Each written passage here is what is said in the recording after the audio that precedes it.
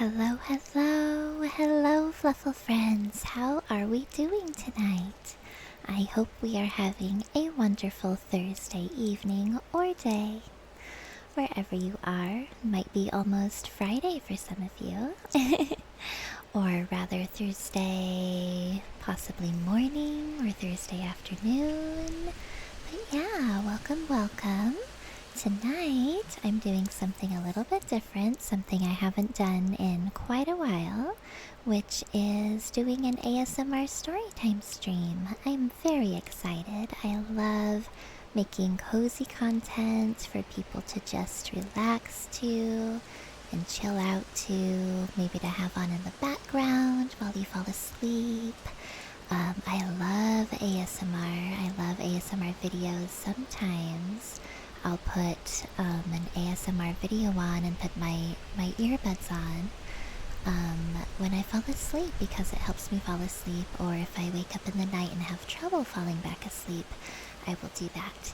I also have a few new fun readings. As you can see, I have this little paw giving me some head pats, so that is a reading. I'm gonna turn it off now. But you got a little sneak peek at it there. But yeah, that's one of my new readings. I call it paw pats, like head pats, but with a paw.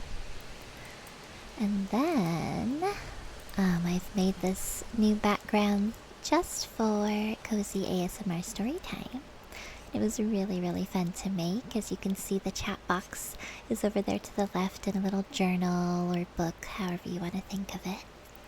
So when you chat, it's going to be written down on that little journal over there. The chat will go above the journal, but I didn't want to make it too big and take up like half the background, so I didn't do that. Alright guys, well, yeah, I also have a redeem for ASMR sounds. I have, if you look at the redeems, you can see there's a list and you have to type in which sound you would like me to do. But I have crinkle sound, I have book tappies where I tap my fingers, my nails on the book that I'm reading. I have a wooden frog sound. It's like the little, if you ever in like elementary school had a little wooden frog instrument, or a fish, I think it was fish when I was little. You basically run like a wooden stick across the back of the frog or fish, and it makes a nice sound. This one's a frog one. And then I have this really pretty bottle. I know you can't see it. I do want to make an ASMR video where I actually film what I'm doing, but that would be really fun. But I have this really beautiful bottle. I got it because it reminds me of like a magic potion. The outside has this really interesting texture that's really bumpy, and it kind of reminds me of dragon scales. It's also like a turquoisey, like sea glass color, and then the cork on the top has this really beautiful kind of like crystal on top of it that's really pretty. Not a real crystal, but like, you know, a multifaceted gem sort of thing. But yeah, I have that to redeem for tappies on that, and a little cork pop sound because it makes a really nice cork pop sound. So yeah, those are the redeems. Alright, we're gonna go ahead and get into this book. Tonight I am reading The Wind in the Willows by Kenneth Grahame. I'm going to start where I left off last time, which is chapter 4. When I do share this VOD on my YouTube, I will make a playlist with the other videos so that you can see the other video. If you want to hear the first part of the story, I will look completely different. That was when my VTuber looked a whole lot different than I do now. But that is okay. Still me, still my voice. Yeah, so that's pretty much it. We're all caught up. Oh yes, and you can see Newt down there. He's sleeping. He's not gonna talk tonight because he's tired. He's got his little blankie wrapped around him. He's got a cute little capybara stuffy. He's got a little pile of books on his cloud there. so Newt's sleeping while I read to him and to you guys. Alright, let's start the story. So this is The Wind in the Willows by Kenneth Grahame, Chapter 4, Mr. Badger. Oh, and if you are not familiar with this book, it's basically a book about a group of friends. They're like anthropomorphic animals, basically. And just kind of about their adventures and hijinks. They get up to some trouble. Some interesting things happen to them. This is a very old book. This book is over 100 years old. I'm not actually sure how old entirely that it is, or yeah, I'm not sure when it came out. You know what? It probably says in the book, doesn't it? Let's see. It usually says in the book when it originally was printed. It was first published in 1908. That is crazy. Alright. So, Chapter 4, Mr. Badger. They waited patiently for what seemed a very long time, stamping in the snow to keep their feet warm. At last they heard the sound of slow shuffling footsteps approaching the door from the inside. It seemed, as the mole remarked to the rat, like someone walking in carpet slippers that were too large for him and down at heel. Which was intelligent of Mole, because that was exactly what it was. There was the noise of a bolt shot back, and the door opened a few inches, enough to show a long snout and a pair of sleepy, blinking eyes. "Now, the very next time this happens," said a gruff and suspicious voice, "I shall be exceedingly angry. Who is it this time, disturbing people on such a night? Speak up." "Oh, Badger," cried the rat, "let us in, please. It's me, Rat, and my friend Mole, and we've lost our way in the snow." "What, Ratty, my dear little man!" exclaimed the Badger, in quite a different voice. "Come along in, both of you, at once. Why, you must be perished. Well, I never. Lost in the snow, and in the wild wood, too, and at this time of night. But come in with you." The two animals tumbled over each other in their eagerness to get inside, and heard the door shut behind them with great joy and relief. The Badger, who wore a long dressing gown, and whose slippers were indeed very down at heel, carried a flat candlestick in his paw, and had probably been on his way to bed when their summons sounded. He looked kindly down on them, and patted both their heads. "This is not the sort of night for small animals to be out," he said paternally. "I'm afraid you've been up to some of your pranks again, Ratty. But come along, come into the kitchen. There's a first-rate fire there, and supper and everything." He shuffled on in front of them, carrying the light, and they followed him, nudging each other in an anticipating sort of way, down a long, gloomy, and, to tell the truth, decidedly shabby passage, into a sort of central hall, out of which they could dimly see other long tunnel-like passages branching, passages mysterious and without apparent end. But there were doors in the hall as well, stout, oaken, comfortable-looking doors. One of these the Badger flung open, and at once they found themselves in all the glow and warmth of a large, fire-lit kitchen. The floor was well-worn red brick, and on the wide hearth burnt a fire of logs between two attractive chimney corners tucked away in the wall, well out of any suspicion of draught. A couple of high-backed settles facing each other on either side of the fire gave further sitting accommodation for the sociably disposed. In the middle of the room stood a long table of plain boards placed on trestles, with benches down each side. At one end of it, where an armchair stood pushed back, were spread the remains of the Badger's plain but ample supper. Rows of spotless plates winked from the shelves of the dresser at the far end of the room, and from the rafters overhead hung hams, bundles of dried herbs, nets of onions, and baskets of eggs. It seemed a place where heroes could fitly feast after victory, where weary harvesters could line up in scores along the table and keep their harvest home with mirth and song, or where 2 or 3 friends of simple tastes could sit about as they pleased and eat and smoke and talk in comfort and contentment. The ruddy brick floor smiled up at the smoky ceiling. The oaken settles, shiny with long wear, exchanged cheerful glances with each other.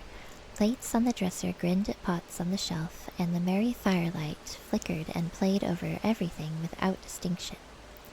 The kindly badger thrust them down on a settle to toast themselves at the fire, and bade them remove their wet coats and boots. Then he fetched them dressing gowns and slippers, and himself bathed the mole's shin with warm water and mended the cut with sticking plaster, till the whole thing was just as good as new, if not better. In the embracing light and warmth, warm and dry at last, with weary legs propped up in front of them, and a suggestive clink of plates being arranged on the table behind, it seemed to the storm-driven animals, now in safe anchorage, that the cold and trackless wildwood just left outside was miles and miles away, and all that they had suffered in it a half-forgotten dream. Alright, I gotta hydrate, guys. Just a second.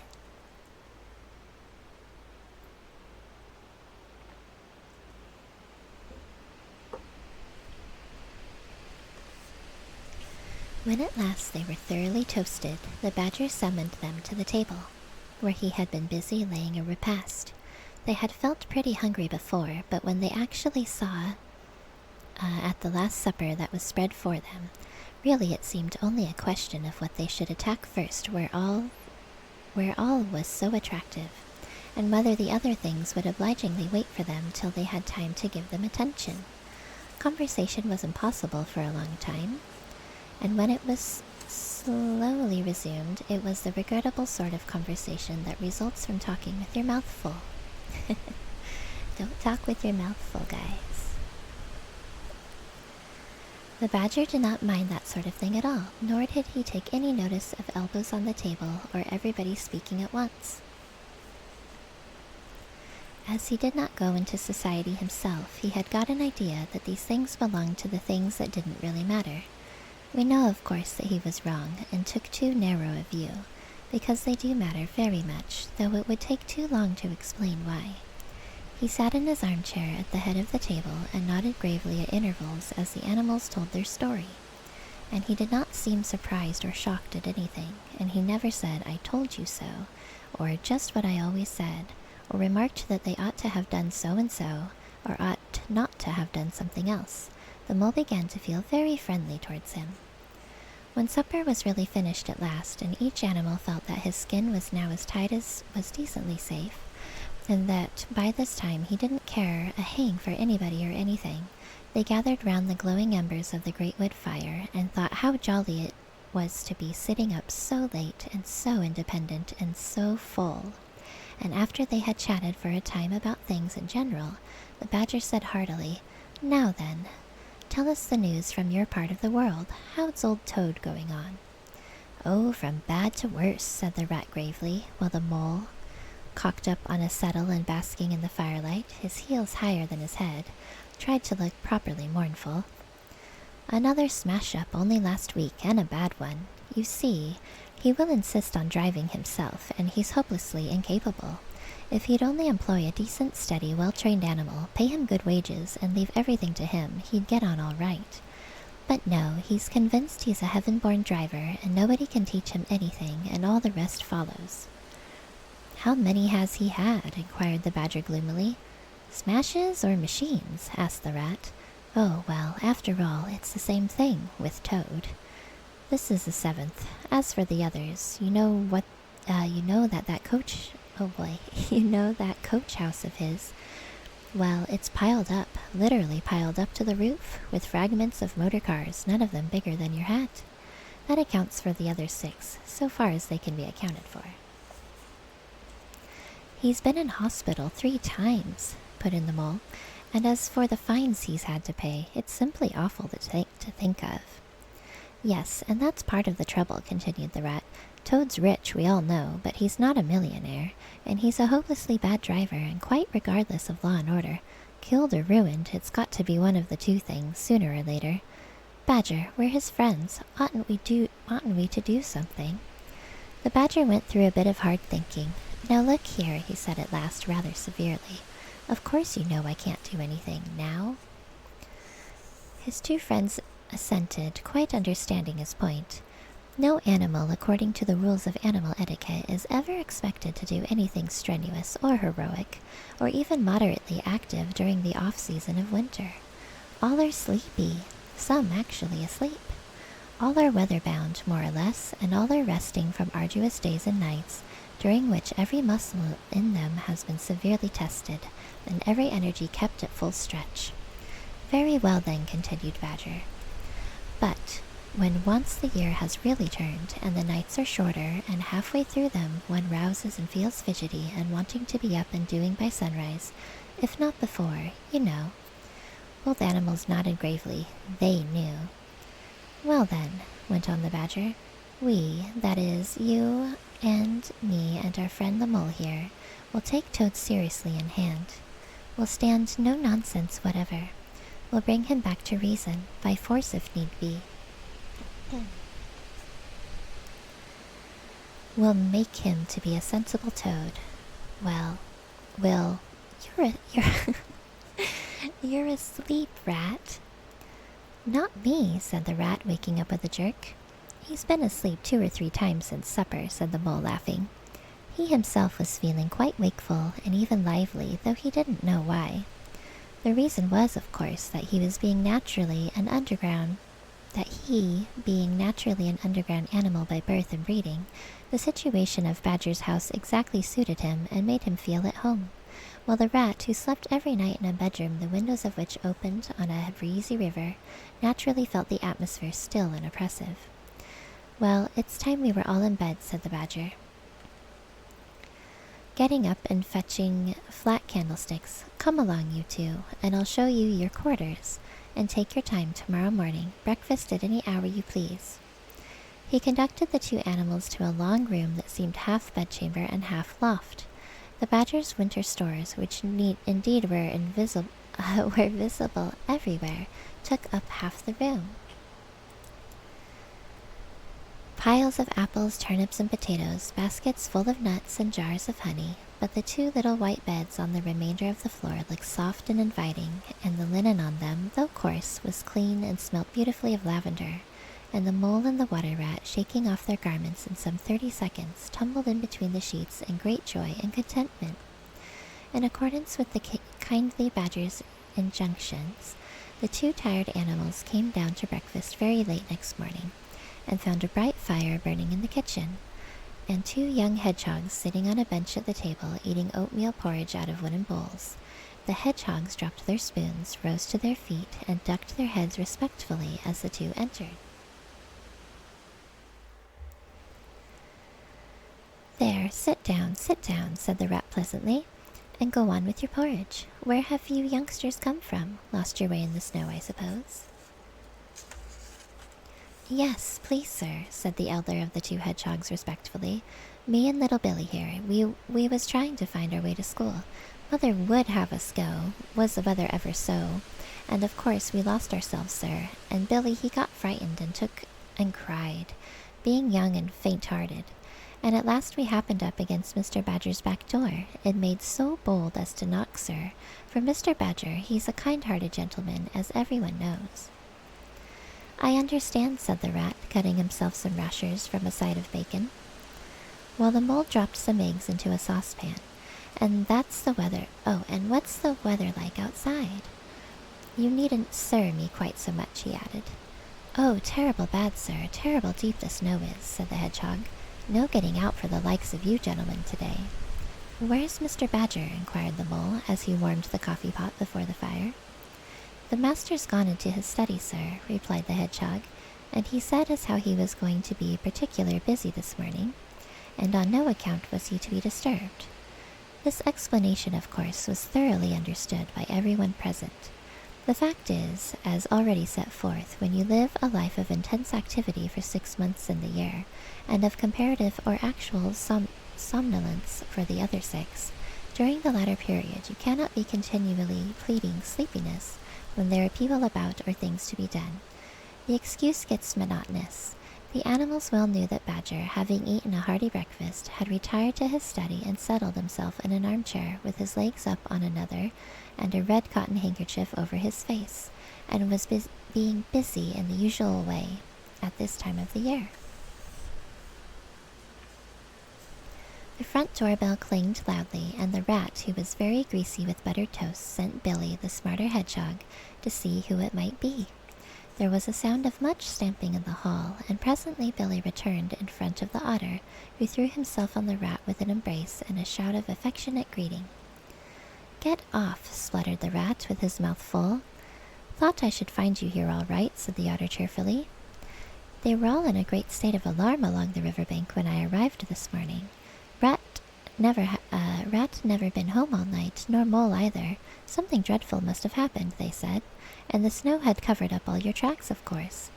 But I knew that when people were in any fix, they mostly went to Badger, or else Badger got to know of it somehow, so I came straight off here, through the wild wood and the snow. My, it was fine coming through the snow as the red sun was rising and showing against the black tree trunks. As you went along in the stillness, every now and then masses of snow slid off the branches suddenly with a flop, making you jump and run for cover. Snow castles and snow caverns had sprung up out of nowhere in the night, and snow bridges, terraces, ramparts. I could have stayed and played with them for hours. Here and there great branches had been torn away by the sheer weight of the snow, and robins perched and hopped on them in their perky conceited way, just as if they had done it themselves. A ragged string of wild geese passed overhead, high on the gray sky, and a few rooks whirled over the trees, inspected, and flapped off homewards with a disgusted expression. But I met no sensible being to ask the news of. About halfway across I came on a rabbit sitting on a stump, cleaning his silly face with his paws. Just a heads up, you guys, there will be an ad break in about 1 minute. It might be a bit jarring to go from the quiet ASMR to what is possibly going to be a loud ad. So just a heads up that there will be an ad break soon, and it might be kind of loud. Hopefully not too bad, though. Let's see here. Of course, I lost my place now. That's alright. Let's see here.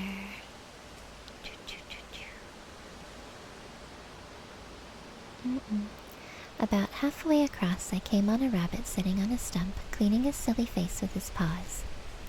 He was a pretty scared animal when I crept up behind him and placed a heavy forepaw on his shoulder. I had to cuff his head once or twice to get any sense out of it all. At last I managed to extract from him that Mole had been seen in the wildwood last night by one of them. It was the talk of the burrows, he said.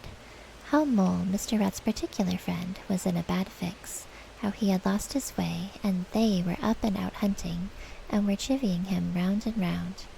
Then why didn't any of you do something, I asked. You mayn't be blessed with brains, but there are hundreds and hundreds of you, big stout fellows, as fat as butter, and your burrows running in all directions, and you could have taken him in and made him safe and comfortable, or tried to, at all events. What, us? He merely said. Do something? Us rabbits? So I cuffed him again and left him. There was nothing else to be done. At any rate, I had learnt something, and if I had had the luck to meet any of them, I'd have learned something more, or they would. Weren't you at all, nervous? Asked the Mole, some of yesterday's terror coming back to him at the mention of the wild wood. Nervous? The otter showed a gleaming set of strong white teeth as he laughed. I'd give 'em nerves if any of them tried anything on with me. Here, Mole, fry me some slices of ham, like the good little chap you are. I'm frightfully hungry, and I've got any amount to say to Ratty here. Haven't seen him for an age. Looks like the ad break's done, you guys. Welcome back from the ad break. I really hope it wasn't too loud for everybody.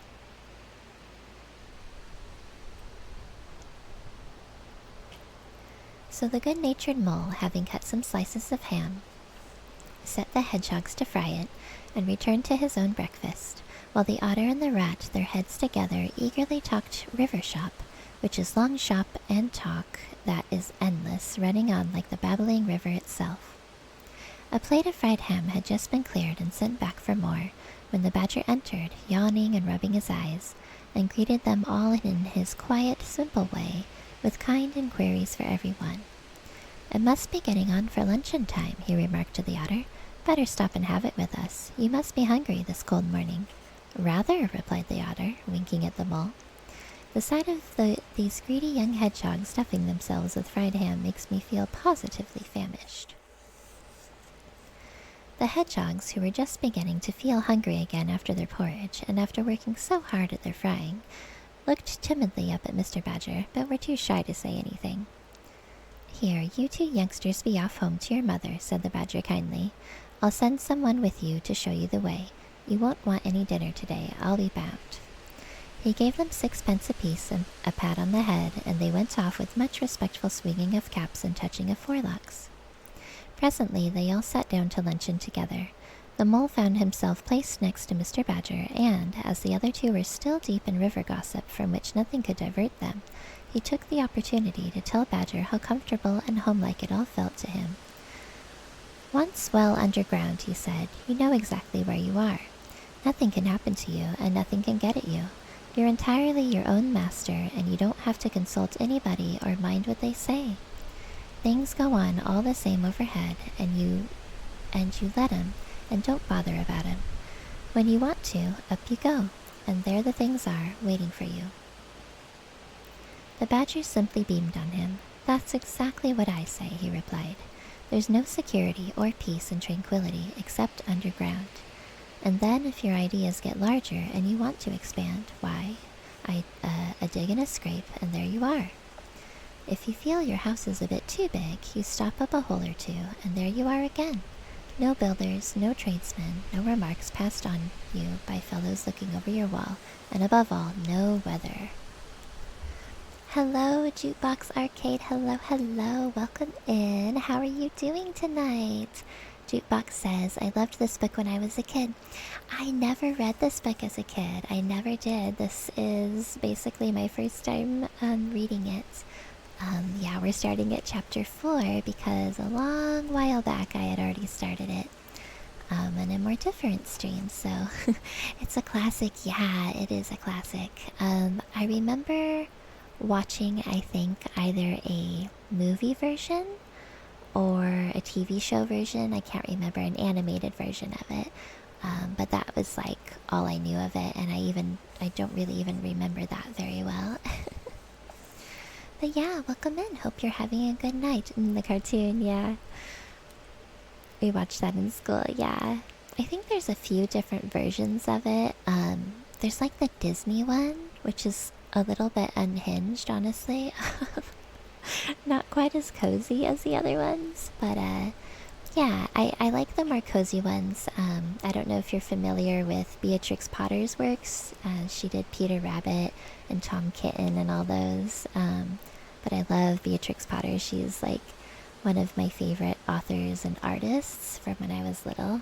Yeah, I should do that. I should read some of her works too. I don't know why I hadn't thought of that. I'm sure they're probably, I don't know, that's a good question. I'm trying to only read things that are in the public domain, so this one happens to be in the public domain. I don't know if Beatrix Potter's works are or not. Somebody might own them now, so I would have to look into it. But yeah, I love those ones too. And that one also had a TV show. I remember the beginning of it was like a real actress who was supposed to be Beatrix Potter, and then it would kind of like go into the cartoon. And it was super cute. But yes, welcome in. Hope you're having a good night. I do have some new redeems if you feel like checking them out. I've got an ASMR sound redeem, I've got a pillow throwing redeem, and I've got a paw pats redeem, which is like head pats except that it's a paw like giving me head pats, which is really fun. Yay, paw head pats. Thank you, Jukebox, for the paw head pats redeem. Let's see here. There we go. See, it's just like this little paw rubbing the back of my head, because head pats are so very nice. Thank you very much for the redeem. Alright, let's see. Let's see if I know where I left off. Thank you so much for the pillow redeem. I love that one so much. I also turned off the sound for the redeems. I don't have any of my sound alerts up because I thought that might be a bit jarring during an ASMR stream. But yeah, I actually turned down the like the bonk sound for the readings too, just so it's not too loud. I also have Newt sleeping over there in the corner. He's a bit noisy when he talks, so he's sleeping. He's got his little blankie. He's making some snot bubbles because he's sleeping, and he's got like a little. It's hard to see it, but he's got a little capybara plushie tucked into his blankie there for him, and he's got some books. All right, thank you for the readings. Yep, Newt is super comfy cozies. Let's see. Okay. Look at Rat now. A couple of feet of floodwater, and he's got to move into hired lodgings. Uncomfortable, inconveniently situated, and horribly expensive. Take Toad. I say nothing against Toad Hall, quite the best house in these parts. As a house. But supposing a fire breaks out, where's Toad? Supposing tiles are blown off, or walls sink or crack, or windows get broken. Where's Toad? Supposing the rooms are draughty. I hate a draught myself. Where's Toad? No, up and out of doors is good enough to roam about and get one's living in, but the underground to come back to at last, that's my idea of home. The mole assented heartily, and the badger in consequence got very friendly with him. When lunch is over, he said, I'll take you all round this little place of mine. I can see you'll appreciate it. You understand what domestic architecture ought to be, you do. After luncheon, accordingly, when the other two had settled themselves into the chimney corner, and had started a heated argument on the subject of eels, the badger lighted a lantern and bade the mole follow him. Crossing the hall, they passed down one of the principal tunnels, and the wavering light of the lantern gave glimpses on either side of rooms both large and small. Some mere cupboards, others nearly as broad and imposing as Toad's dining hall. A narrow passage at right angles led them into another corridor, and here the same thing was repeated. The mole was staggered at the size, the extent, the ramifications of it all, at the length of the dim passages, the solid vaultings of the crammed store chambers, the masonry everywhere, the pillars, the arches, the pavements. How on earth, Badger, he said at last, did you ever find time and strength to do all this? It's astonishing. That does sound like a really, really fancy badger den. It would be astonishing indeed, said the badger simply, if I had done it. But as a matter of fact, I did none of it. Only cleaned out the passages and chambers as far as I had need of them. There's lots more of it, all round about. I see you don't understand, and I must explain it to you. Well, very long ago, on the spot where the wild wood waves now, before ever it had planted itself and grown up to what it now is, there was a city of people, you know. Here, where we are standing, they lived and walked and talked and slept and carried on their business. Here they stabled their horses and feasted. From here they rode out to fight or drove out to trade. They were a powerful people and rich and great builders. They built to last, for they thought their city would last forever. But what has become of them all? Asked the mole. Who can tell? Said the badger. People come, they stay for a while, they flourish, they build, and they go. It is their way, but we remain. There were badgers here, I've been told, long before that same city ever came to be. And now there are badgers here again. We are an enduring lot, and we may move out for a time, but we wait and are patient, and back we come. And so it will ever be. Well, and when they went at last, those people, said the mole. When they went, continued the badger, the strong winds and persistent rains took the matter in hand, patiently, ceaselessly, year after year. Perhaps we badgers, too, in our small way, helped a little. Who knows? It was all down, down, down, gradually, ruin and leveling and disappearance. Then it was all up, up, up gradually, as seeds grew to saplings, and saplings to forest trees, and bramble and fern came creeping in to help. Leaf mold rose and obliterated. Streams in their winter freshets brought sand and soil to clog and to cover, and in course of time our home was ready for us again, and we moved in. Up above us, on the surface, the same thing happened. Animals arrived, liked the look of the place, took up their quarters, settled down, spread, and flourished. They didn't bother themselves about the past. They never do. They're too busy. The place was a bit humpy and hillocky naturally, and full of holes, but that was rather an advantage. And they don't bother about the future either. The future when perhaps the people will move in again, for a time, as may very well be. The Wildwood is pretty well populated by now, with all the usual lot, good, bad, and indifferent. I name no names. It takes all sorts to make a world, but I fancy you know something about them yourself by this time. I do indeed, said the Mole, with a slight shiver. Well, well, said the Badger, patting him on the shoulder. It was your first experience of them, you see. They're not so bad, really, and we must all live and let live. But I'll pass the word round tomorrow, and I think you'll have no further trouble. Any friend of mine walks where he likes in this country, or I'll know the reason why. When they got back to the kitchen again, they found the rat walking up and down, very restless. The underground atmosphere was oppressing him and getting on his nerves, and he seemed really to be afraid that the river would run away if he wasn't there to look after it. So he had his overcoat on and his pistols thrust into his belt again. Come along, Mole, he said anxiously, as soon as he caught sight of them. We must get off while it's daylight. Don't want to spend another night in the Wildwood again. It'll be all right, my fine fellow, said the Otter. I'm coming along with you, and I know every path blindfold, and if there's a head that needs to be punched, you can confidently rely upon me to punch it. He's so violent. Hold on just a second, guys. I need to hydrate.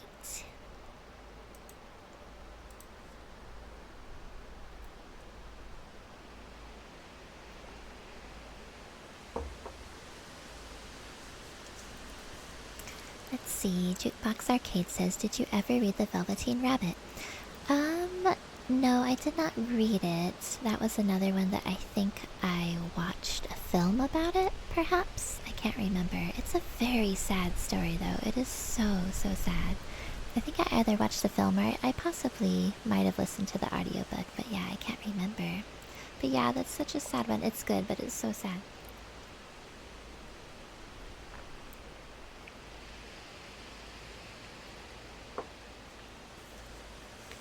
Let's see.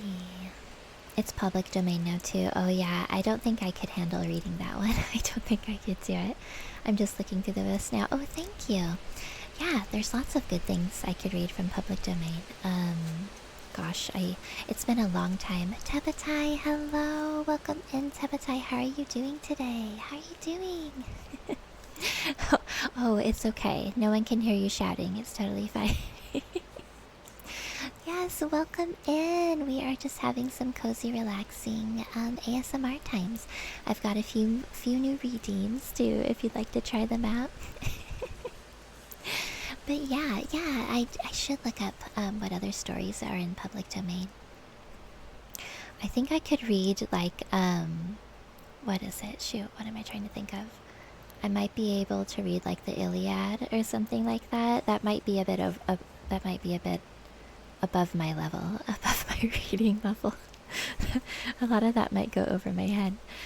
Tepatai says, I was at Nebu, I forgot. No TTS here. Oh, yeah. I have Newt turned off as well because he's kind of loud. I have all the noises turned off. Even my throwables don't make sounds this time. It's just cozy quiet time in here. It's cozy quiet time.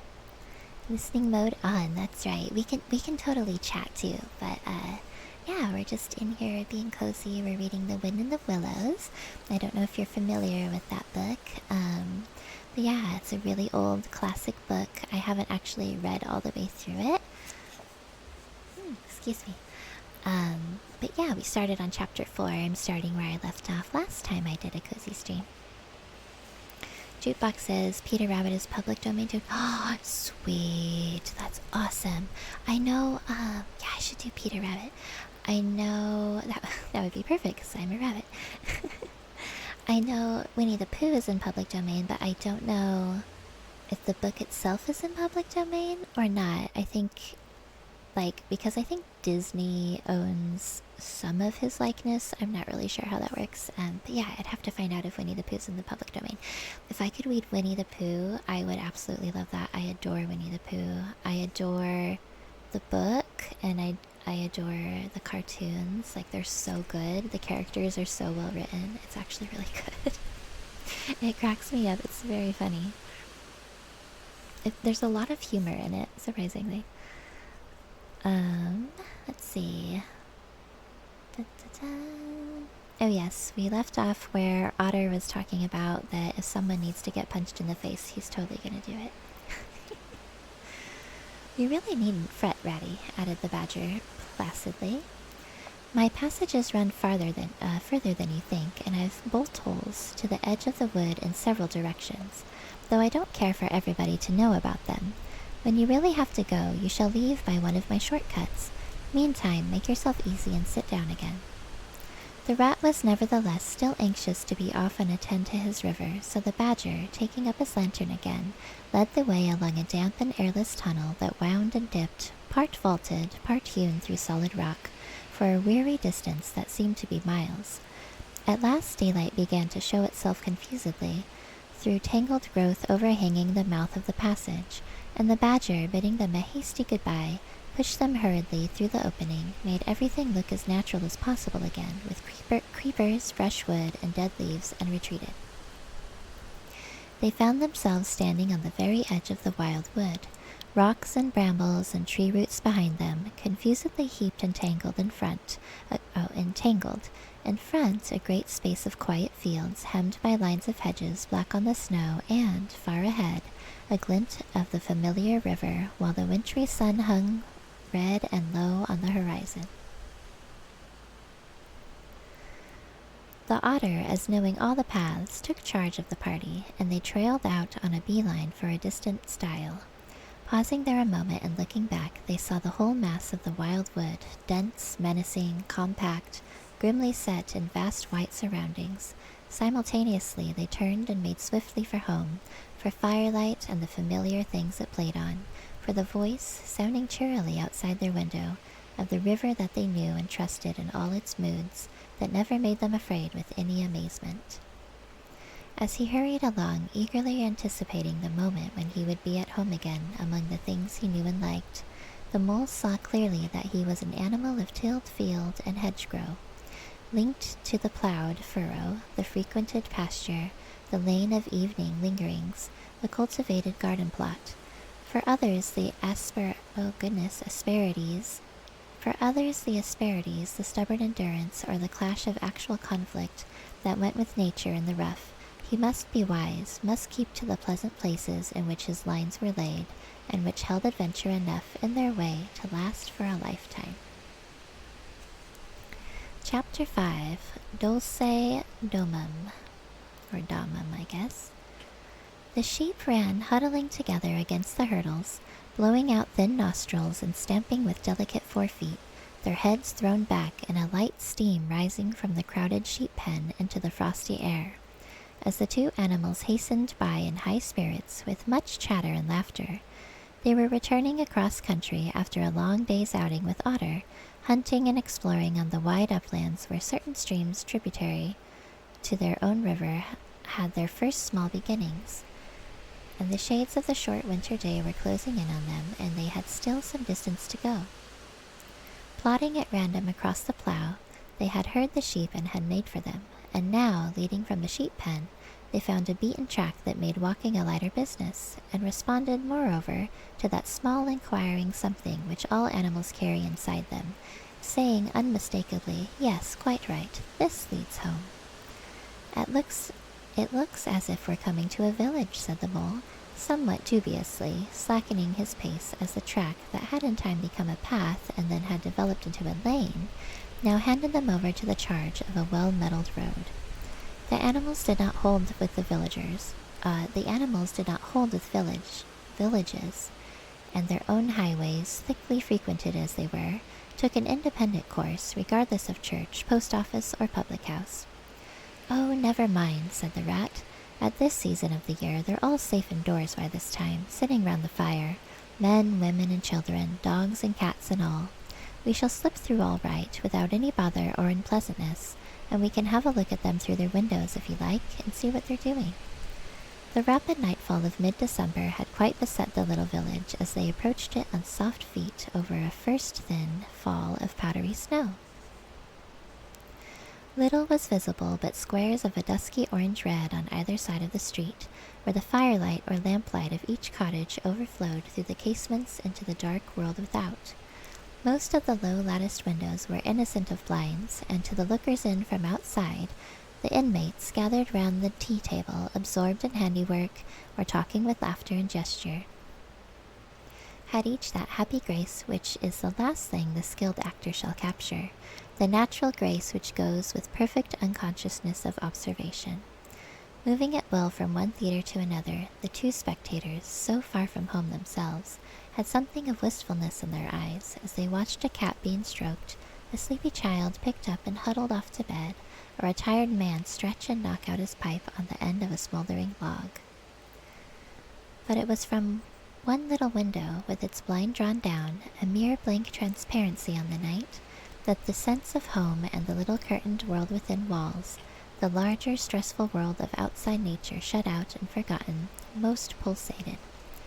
Close against the white blind hung a birdcage, clearly silhouetted, every wire, perch, and appurtenance distinct and recognizable, even to yesterday's dull-edged lump of sugar. On the middle perch the fluffy occupant, head tucked well into feathers, seemed so near to them as to be easily stroked had they tried. Even the delicate tips of his plumped-out plumage penciled plainly on the illuminated screen. As they looked, the sleepy little fellow stirred uneasily, woke, shook himself, and raised his head. They could see the gape of his tiny beak as he yawned in a bored sort of way, looked around, and then settled his head into his back again, while the ruffled feathers gradually subsided into perfect stillness. Then a gust of bitter wind took them in the back of the neck. A small sting of frozen sleet on the skin woke them as from a dream, and they knew their toes to be cold and their legs tired and their own home distant a weary away. Ooh, I gotta hydrate. Hold on, guys.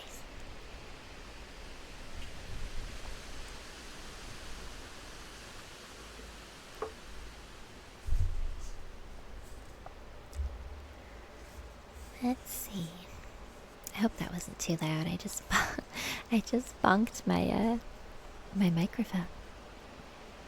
Okay, let's see. Once beyond the village, where the cottages ceased abruptly, on either side of the road they could smell through the darkness the friendly fields again, and they braced themselves for the last long stretch, the home stretch, the stretch that we know is bound to end. Some time, in the rattle of the door latch, the sudden firelight, and the sight of familiar things greeting us long-absent travelers from far oversea. They plodded along steadily and silently, each of them thinking his own thoughts. The moles ran a good deal on supper, as it was pitch dark, and it was all a strange country to him as far as he knew, and he was following obediently in the wake of the rat, leaving the guidance entirely to him. As for the rat, he was walking a little way ahead, as his habit was, his shoulders humped, his eyes fixed on the straight gray road in front of him, so he did not notice poor Mole when suddenly the summons reached him, and took him like an electric shock. We others, who have long lost the more subtle of the physical senses, have not even proper terms to express an animal's intercommunications with his surroundings, living or otherwise, and have only the word smell, for instance, to include the whole range of delicate thrills which murmur in the nose of the animal night and day, summoning, warning, inciting, repelling. It was one of these mysterious fairy calls from out of the void that suddenly reached Mole in the darkness, making him tingle through and through with its very familiar appeal, even while as yet he could not clearly remember what it was. He stopped dead in his tracks, his nose searching hither and thither in its efforts to recapture the fine filament, the telegraphic current, that had so strongly moved him. A moment, and he had caught it again, and with it this time came recollection in fullest flood. Home, that was what they meant, those caressing appeals, those soft touches wafted through the air, those invisible little hands pulling and tugging, all one way. Why, it must be quite close by him at the moment, his old home that he had hurriedly forsaken and never sought again, and that day when he first found the river, and now it was sending out its scouts and its messengers to capture him and bring him in. Since his escape on that bright morning, he had hardly given it a thought, so absorbed had he been in his new life, in all its pleasures, its surprises, its fresh and captivating experiences. Now, with a rush of old memories, how clearly it stood up before him. How clearly it stood up before him in the darkness. Shabby indeed, and small and poorly furnished, and yet his, the home he had made for himself, the home he had been so happy to get back to after his day's work. And the home had been happy with him too, evidently, and was missing him, and wanted him back, and was telling his so, through his nose, sorrowfully, reproachfully, but with no bitterness or anger, only with plaintive reminder that it was there, and wanted him. The call was clear, the summons was plain. He must obey it instantly and go. "Ratty," he called, full of joyful excitement. "Hold on, come back. I want you, quick." "Oh, come along, Mole, do," replied the rat cheerfully, still plodding along. "Please stop, Ratty," pleaded the poor mole in anguish of heart. "You don't understand. It's my home, my old home. I've just come across the smell of it, and it's close by here, really quite close. And I must go to it, I must. Oh, come back, Ratty, please come back." The rat was by this time very far ahead, too far to hear clearly what the mole was calling, too far to catch the sharp note of painful appeal in his voice, and he was much taken up with the weather, for he too could smell something suspiciously like approaching snow. "Mole, we mustn't stop now, really," he called back. "We'll come for it tomorrow, whatever it is you've found, but I daren't stop now. It's late, and the snow's coming on again, and I'm not sure of the way, and I want your nose, Mole, so come on quick, there's a good fellow." And the rat pressed forward on his way without waiting for an answer. Poor Mole stood alone in the road, his heart torn asunder, and a big sob gathering, somewhere low down inside him, to leap up to the surface presently, he knew, in passionate escape. But even under such a test as this, his loyalty to his friend stood firm. Never for a moment did he dream of abandoning him. Meanwhile, the wafts from his old home pleaded, whispered, conjured, and finally claimed him imperiously. He dared not tarry longer within their magic circle. With a wrench that tore his very heartstrings, he set his face down the road and followed submissively in the track of the rat, while faint, thin little smells, still dogging his retreating nose, reproached him for his new friendship and his callous forgetfulness. With an effort, he caught up the unsuspecting rat, who began chattering cheerfully about what they would do when they got back, and how jolly a fire of logs in the parlor would be, and what a supper he meant to eat, never noticing his companion's silence and distressful state of mind.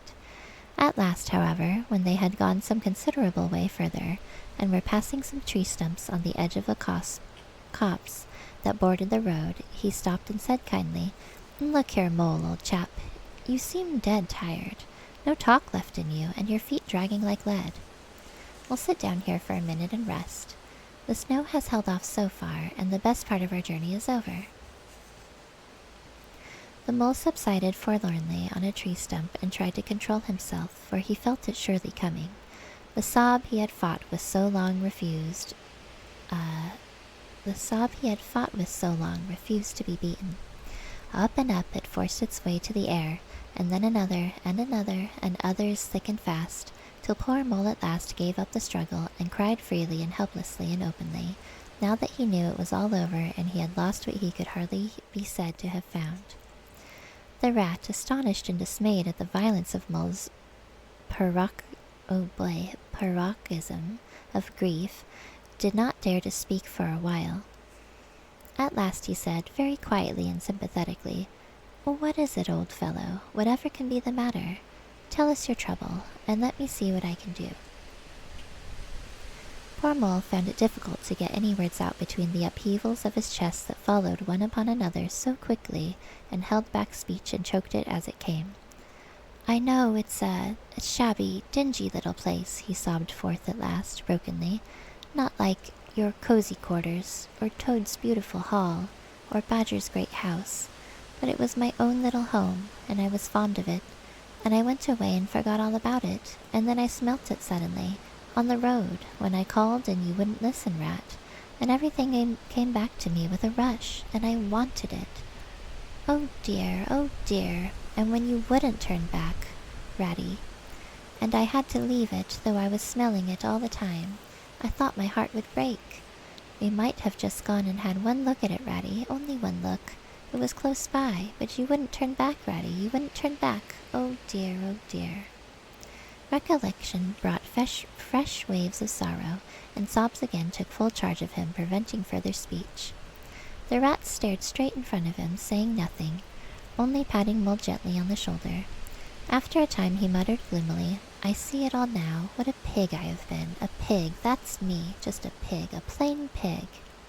He waited till Mole's sobs became gradually less stormy and more rhythmical.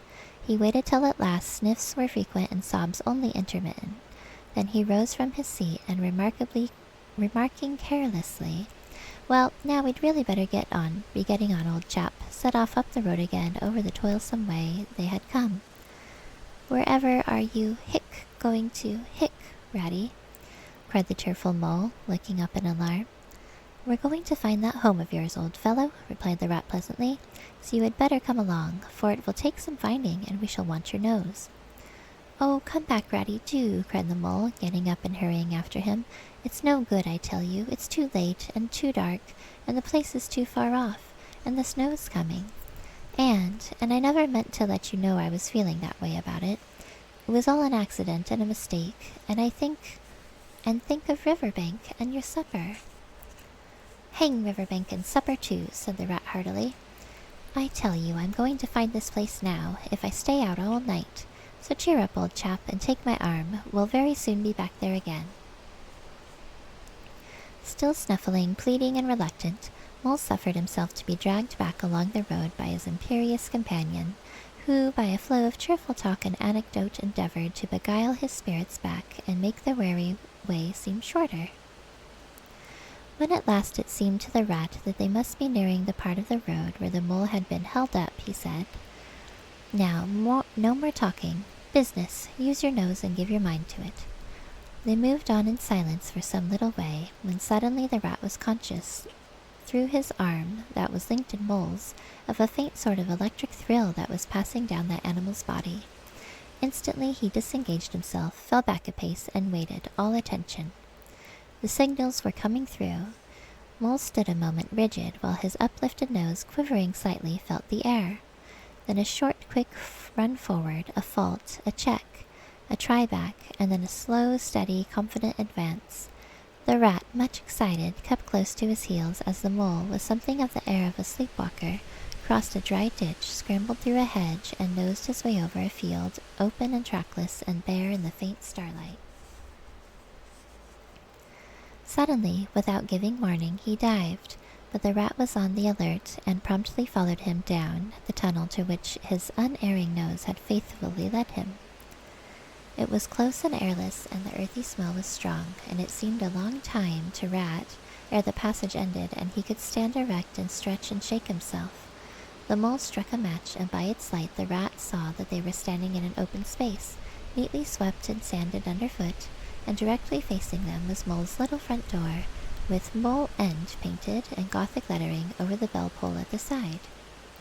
Mole reached down a lantern from a nail on the wall and lit it, and the rat, looking round him, saw that they were in a sort of forecourt. A garden seat stood on one side of the door, and on the other a roller, for the Mole, who was a tidy animal when at home, could not stand having his ground kicked up by other animals into little runs that ended in earth heaps. On the walls hung wire baskets with ferns in them, alternating with brackets carrying plaster statuary, Garibaldi and the infant Samuel and Queen Victoria and other heroes of modern Italy. Down one side of the forecourt ran a skittle alley, with benches along it and little wooden tables marked with rings that hinted at beer mugs. In the middle was a small round pond containing goldfish and surrounded by a cockleshell border. Out of the center of the pond rose a fanciful erection clothed in more cockleshells and topped by a large silvered glass ball that reflected everything all wrong and had a very pleasing effect.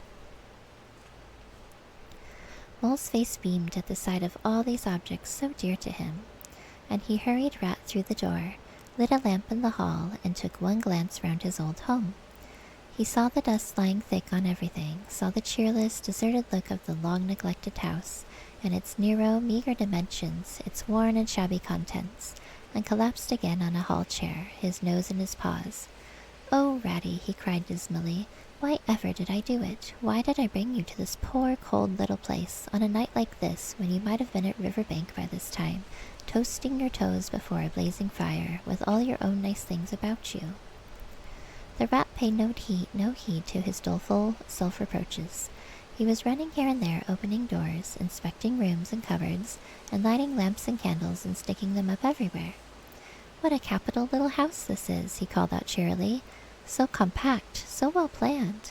Everything here and everything in its place. We'll make a jolly night of it. The first thing we want is a good fire. I'll see to that. I always know where to find things. So this is the parlor? Splendid. Your own idea, those little sleeping bunks in the wall? Capital. Now I'll fetch the wood and the coals and get a duster. Mole, you'll find one in the drawer of the kitchen table, and try and smarten things up a bit. Bustle about, old chap. I gotta hydrate, guys.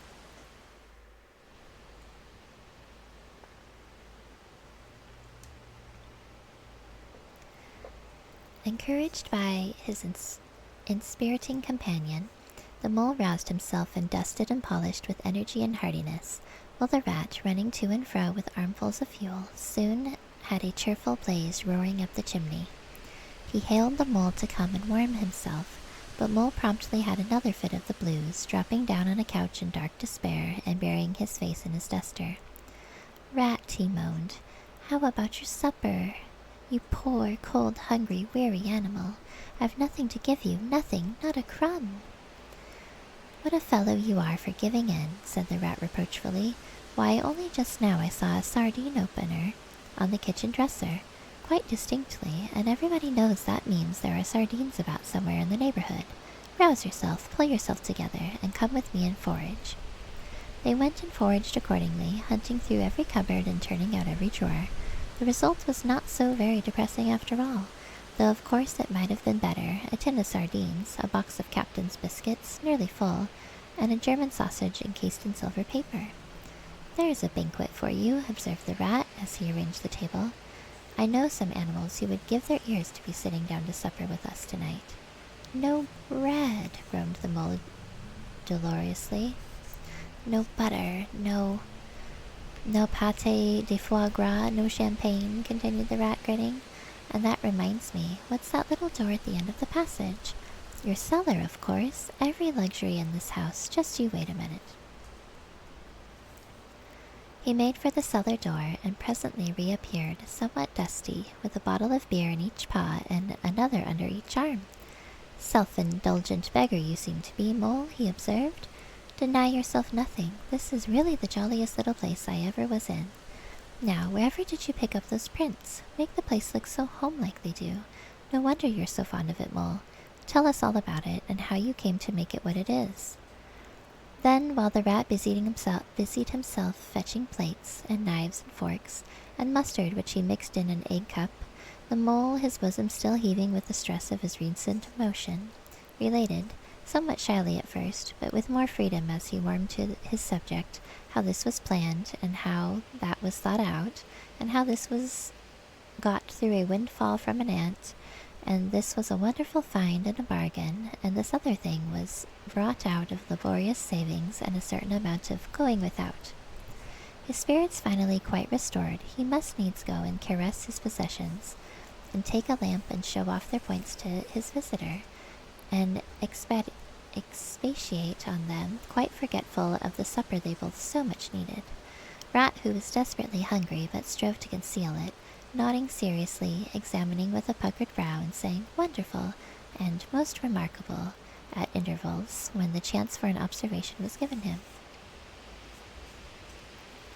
At last the rat succeeded in decoying him to the table, and had just got seriously to work with the sardine opener when sounds were heard from the forecourt without, sounds like the scuffling of small feet in the gravel, and a confused murmur of tiny voices, while broken sentences reached them. "No, all in a line. Hold the lantern up a bit. Tommy, clear your throats first. No coughing after. I say 1, 2, 3. Where's young Bill? Here, come on, do. We're all awaiting. What's up? Inquired the rat, pausing in his labors. I think it must be the field mice, replied the mole, with a touch of pride in his manner. They go round carol singing regularly at this time of year. They're quite an institution in these parts, and they never pass me over. They come to Mulend last of all, and I used to give them hot drinks and supper too sometimes, when I could afford it. It will be like old times to hear them again. Let's have a look at them, cried the rat, jumping up and running to the door. It was a pretty sight, and a seasonable one, that met their eyes when they flung the door open. In the forecourt, lit by the dim rays of a horn lantern, some 8 or 10 little field mice stood in a semicircle, red worsted comforters around their throats, their 4 paws thrust deep into their pockets, their feet jiggling for warmth. With bright, beady eyes, they glanced shyly at each other, sniggering a little, sniffing and applying coat sleeves a good deal. As the door opened, one of the elder ones that carried the lantern was just saying, "Now then, 1, 2, 3, and forthwith their shrill little voices uprose on the air, singing one of the old-time carols that their forefathers composed in fields that were fallow and held by frost, or when snow-bound in chimney corners, and handed down to be sung in the miry street to lamp-lit windows at Yuletide. There's the carol here. It's just called a carol. I'm not actually sure how to sing it, so I'm just gonna say it. Villagers all, this frosty tide, let your doors swing open wide. Though wind may follow and snow beside, yet draw us in by your fire to bide. Joy shall be yours in the morning. Here we stand in the cold and the sleet, blowing fingers and stamping feet, come from far away to greet you by the fire and we in the street, bidding you joy in the morning. For ere 1/2 of the night was gone, sudden a star has led us on, raining bliss and benison, bliss tomorrow and more anon, joy for every morning. Goodman Joseph toiled through the snow, saw the star o'er a stable low, merry she might not further go, welcome thatch and litter below, joy was hers in the morning. And then they heard the angels tell, who were the first to cry Noel, animals all as it befell, in the stable where they did dwell, joy shall be theirs in the morning. The voices ceased, the singers, bashful but smiling, exchanged sidelong glances, and silence succeeded, but for a moment only. Then from up above and far away, down the tunnel they had so lately travelled, was borne to their ears in a faint musical hum, the sound of distant bells ringing a joyful and clangorous peal.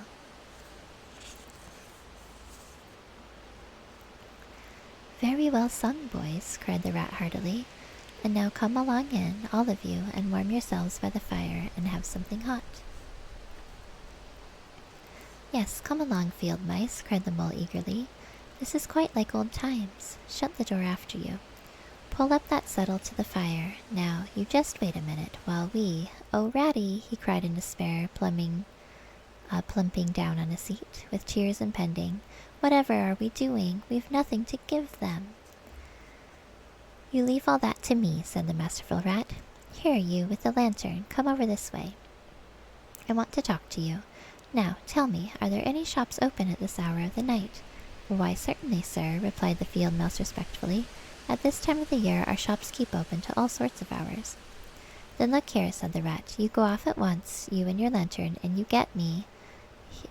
Here much muttered conversation ensued, and the mole only heard bits of it, such as, fresh, mind. No, a pound of that will do. See you at Buggins, for I won't have any other. Oh, see you get Buggins, for I won't have any other. No, only the best. If you can't get it there, try somewhere else. Yes, of course, homemade, no tin stuff.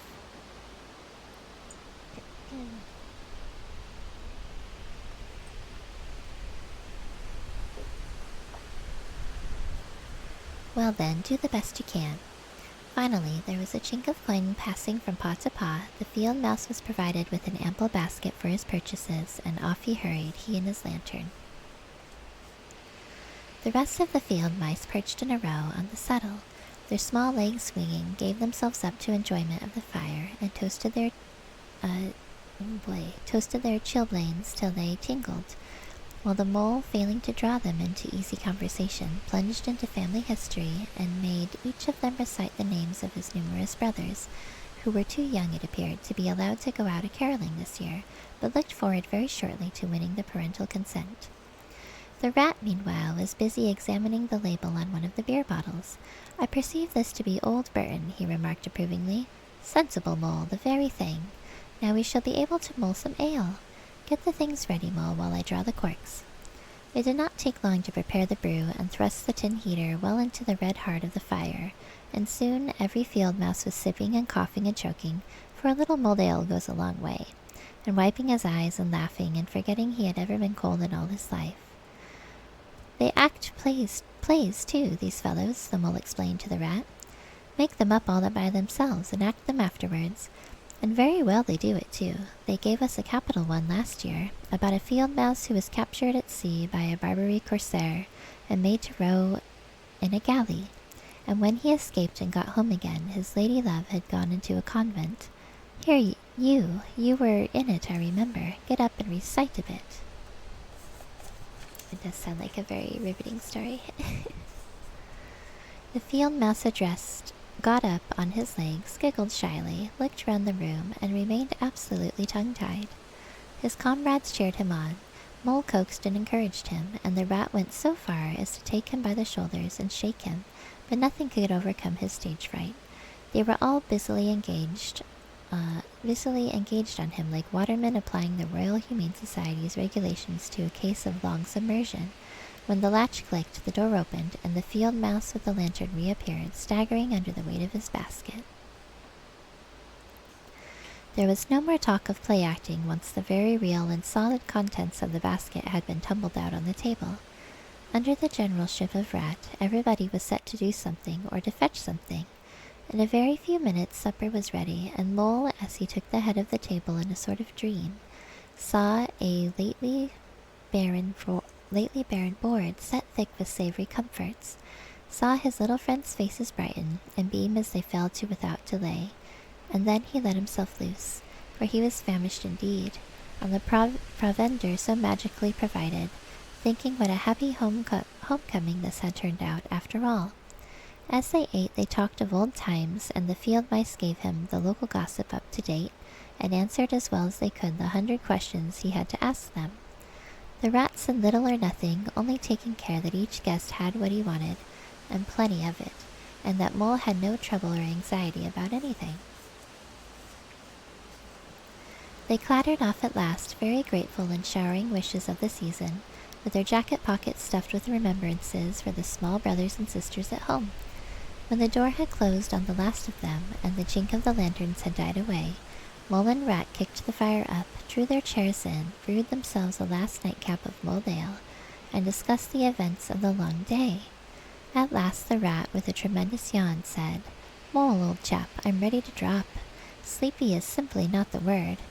That your own bunk over there on that side? Very well then, I'll take this. What a ripping little house this is. Everything's so handy." He clambered into his bunk and rolled himself well up in the blankets, and slumber gathered him forthwith as a swath of barley is folded into the arms of the reaping machine. The wary Mole was also glad to turn in without delay, and soon had his head on his pillow in great joy and contentment. But ere he closed his eyes, and he let them wander round his old room, mellow in the glow of the firelight that played or rested on familiar and friendly things which had long been unconsciously a part of him, and now smiling received him back, without rancor. He was now in just the frame of mind that the tactful Rat had quietly worked to bring about in him. He saw clearly how plain and simple, how narrow even, it all was, but clearly, too, how much it all meant to him, and the special value of some anchorage in one's existence. He did not at all want to abandon the new life and its splendid spaces, to turn his back on sun and air and all they offered him and creep home and stay there. The upper world was all too strong. It called to him still, even down there, and he knew he must return to the larger stage. But it was good to think he had this to come back to, this place which is all his own, these things which were so glad to see him again, and could always be counted upon for the same simple welcome.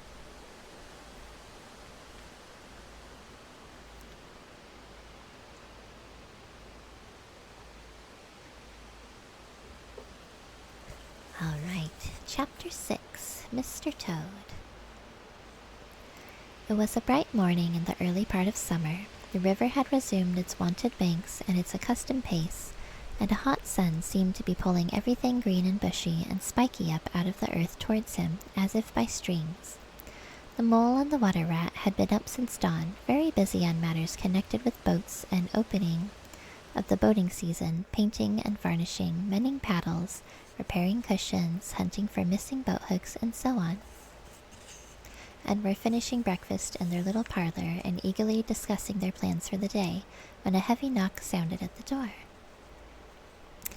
Jukebox Arcade says, I'm still listening, FYI. This is really nice. Yay, thank you. I really appreciate it. Thank you for being here.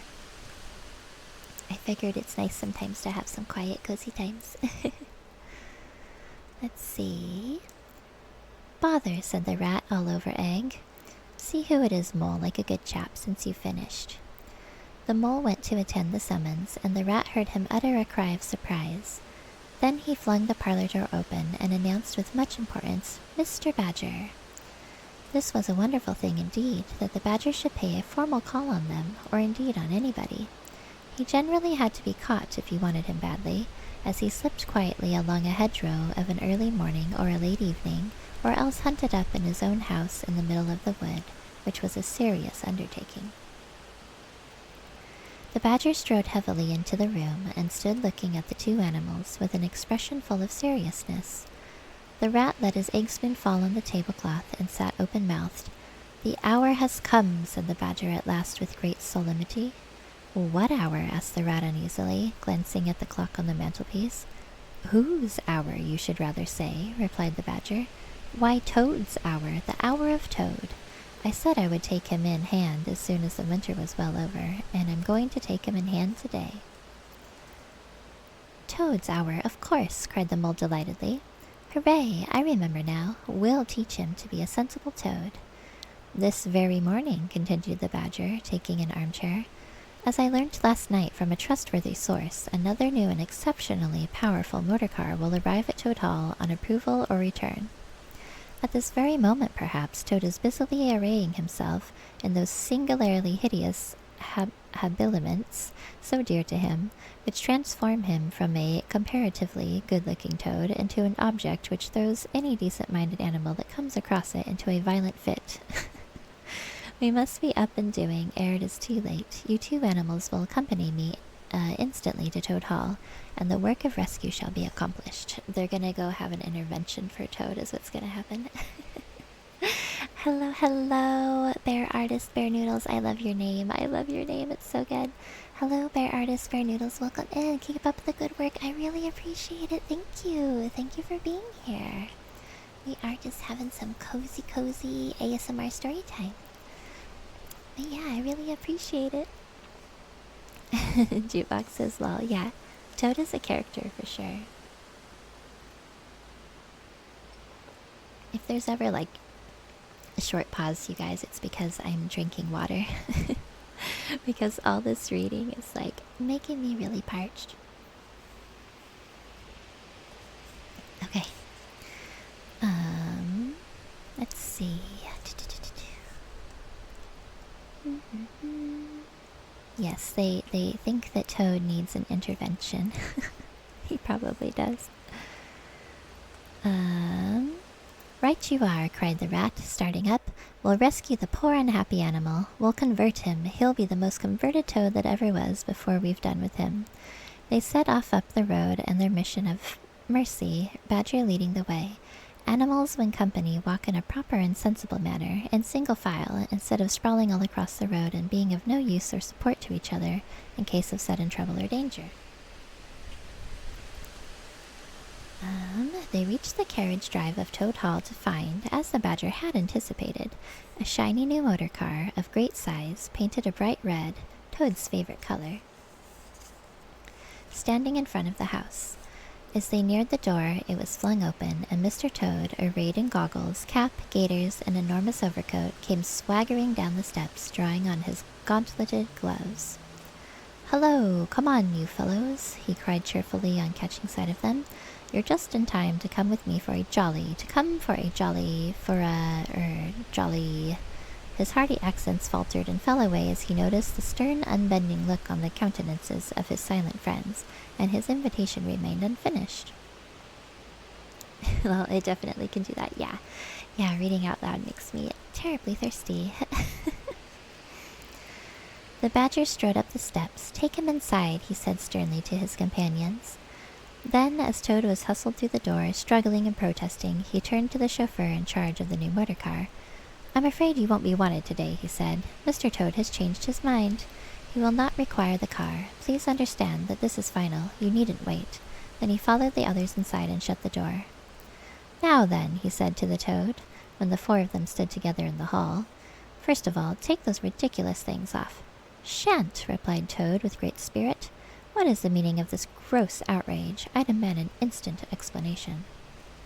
"Take them off him then, you two," ordered the badger briefly. Wow, they are really they're really coming down on him hard. They had to lay Toad out on the floor, kicking and calling all sorts of names, before they could get to work properly. Then the rat sat on him, and the mole got his motor clothes off him bit by bit, and they stood him up on his legs again. A good deal of his blustering spirit seemed to have evaporated with the removal of his fine panoply. Now that he was merely Toad, and no longer the terror of the highway, he giggled feebly and looked from one to the other appealingly, seeming quite to understand the situation. He knows what he's in for. It's because he doesn't know how to drive. He wrecks his cars too much, you guys. He's just not a good driver. "You knew it must come to this sooner or later, Toad," the badger explained severely. "You've disregarded all the warnings we've given you. You've gone on squandering the money your father left you, and you're getting us animals a bad name in the district by your furious driving and your smashes and your rows with the police." Yes, he is a character.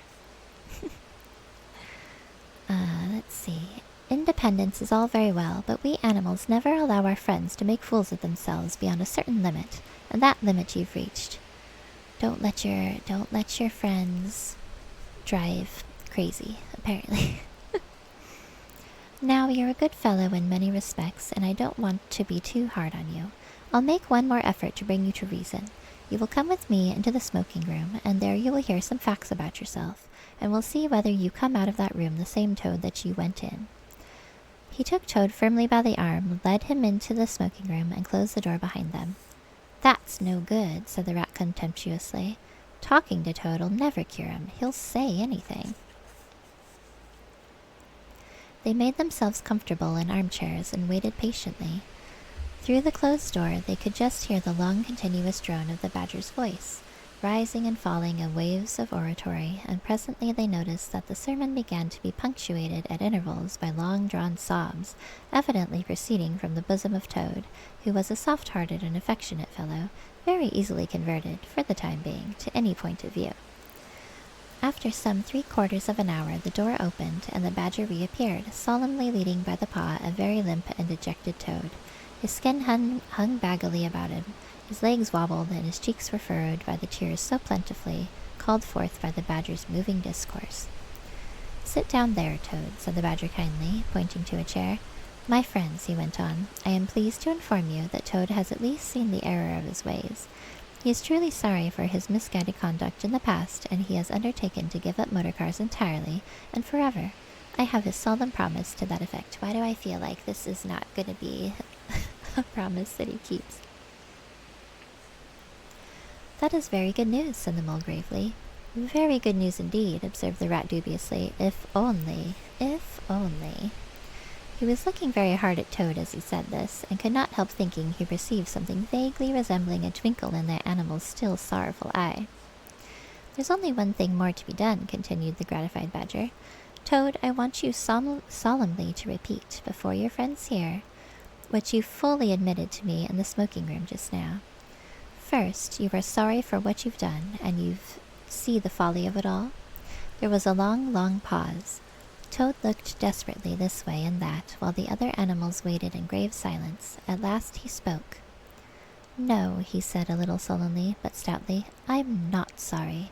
And it wasn't folly at all. It was simply glorious." "What?" cried the Badger, greatly scandalized. "You backsliding animal, didn't you just tell me now and there?" "Oh, yes, yes, in there," said Toad impatiently.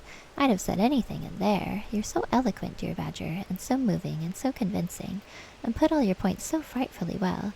You can do what you like with me in there, and you know it. But I've been searching my mind since, and going over things in it, and I find that I'm not a bit sorry or repentant, really, so it's no earthly good saying I am, now is it?"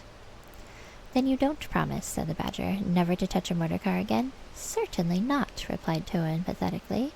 "On the contrary, I faithfully promise that the very first motor car I see, poop poop, off I go in it." "Told you so, didn't I?" observed the Rat to the Mole. "Very well then," said the Badger firmly, rising to his feet. "Since you won't yield to persuasion, we'll try what force can do. I feared it would come to this all along. You've asked us three to come and stay with you, Toad, in this handsome house of yours. Well, now we're going to. When we've converted you to a proper point of view, we may quit, but not before. Take him upstairs, you two, and lock him in his bedroom, while we arrange matters between ourselves. It's for your own good, Toady, you know," said the Rat kindly, as Toad, kicking and struggling, was hauled up the stairs by his two faithful friends. "Think what fun we shall all have together, just as we used to, when you've quite got over this painful attack of yours." "We'll take care of everything for you till you're well, Toad," said the Mole, "and we'll see your money isn't wasted, as it has been." "No more of those regrettable incidents with the police, Toad," said the Rat, as they thrust him into his bedroom. "And no more weeks in hospital, being ordered about by female nurses, Toad," added the Mole, turning the key on him. They descended the stair, Toad shouting abuse at them through the keyhole, and the three friends then met in conference on the situation. "It's going to be a tedious business," said the Badger, sighing. "I've never seen Toad so determined. How ever will we see it out? He must never be left an instant unguarded. We shall have to take it in turns to be with him, till the poison has worked itself out of his system." They arranged watches accordingly. Each animal took it in turns to sleep in Toad's room at night, and they divided the day up between them. At first Toad was undoubtedly very trying to his careful guardians.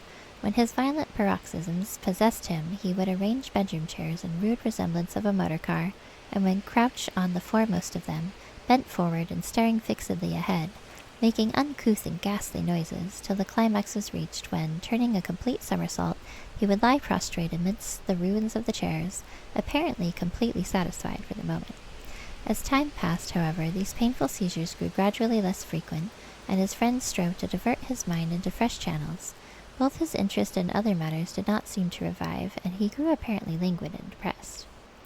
One fine morning the Rat, whose turn it was to go on duty, went upstairs to relieve Badger, whom he found fidgeting to be off and stretch his legs in a long ramble round his wood and down his earths and burrows.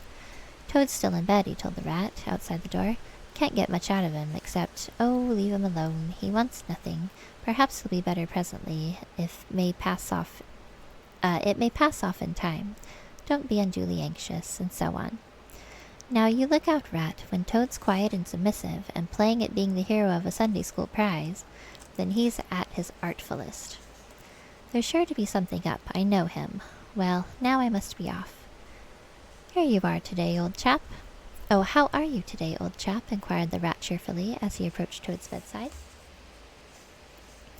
He had to wait some minutes for an answer. At last a feeble voice replied, "Thank you so much, dear Ratty, so good of you to inquire. But first tell me, how are you yourself, and the excellent Mole?"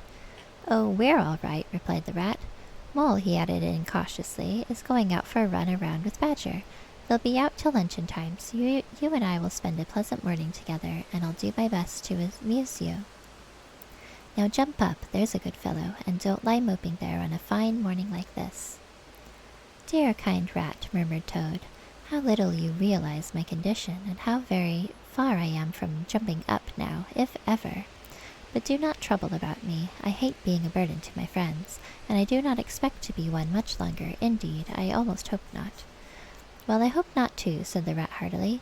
You've been a fine bother to us all this time, and I'm glad to hear it's going to stop. And in weather like this, and the boating season just beginning, it's too bad of you, Toad. It isn't the trouble we mind, but you're making us miss such an awful lot. I'm afraid it is the trouble you mind, though, replied the Toad languidly. I can quite understand it. It's natural. It's natural enough. You've tired of bothering about me. I mustn't ask you to do anything further. I'm a nuisance, I know. You are indeed, said the rat, but I tell you, I'd take any trouble on earth for you, if you'd be a sensible animal. If I thought that, Ratty, murmured Toad, more feebly than ever, then I would beg you, for the last time probably, to step round to the villages as quickly as possible. Even now it may be too late, and fetch the doctor. But don't you bother, it's only a trouble, and perhaps we may as well let things take their course. Why, what do you want a doctor for? Inquired the rat, coming closer and examining him. He certainly lay very still and flat, and his voice was weaker, and his manner much changed.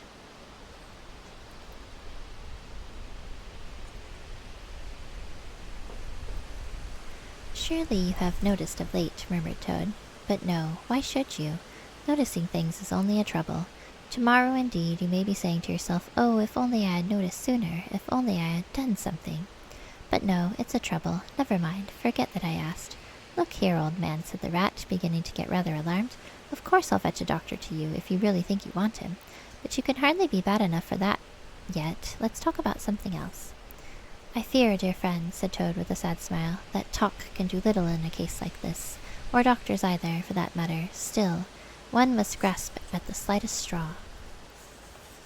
And, by the way, while you are about it, I hate to give you additional trouble, but I happen to remember that you will pass the door. Would you mind at the same time asking the lawyer to step up? It would be a convenience to me, and there are moments, perhaps I should say there is a moment, when one must face disagreeable tasks at whatever cost to exhausted nature. A lawyer? Oh, he must be really bad, the affrighted rat said to himself as he hurried from the room, not forgetting, however, to lock the door carefully behind him. Outside, he stopped to consider. The other two were far away, and he had no one to consult. I think Toad is being tricksy.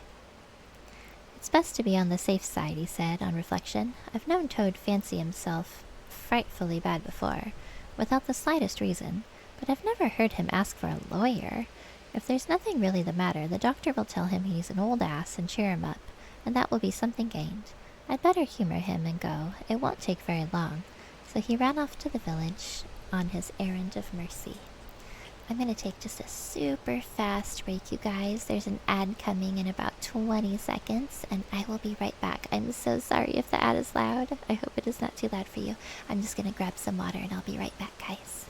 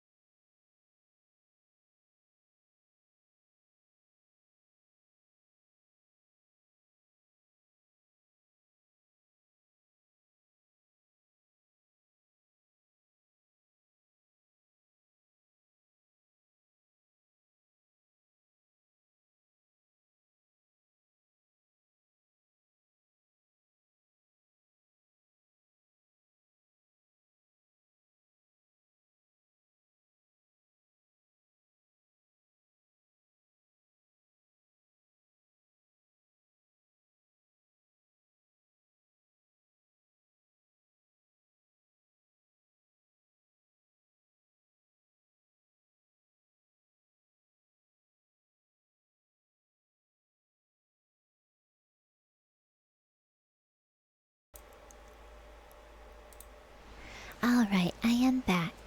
Let's see, Jukebox says, I must go to snooze now, it's almost 2 a.m. Oh wow, it is late for you. Thank you so much for being here. Have a great rest of the night, you too as well. Get some good sleep. Get some good sleep and take care. Thanks again for stopping in.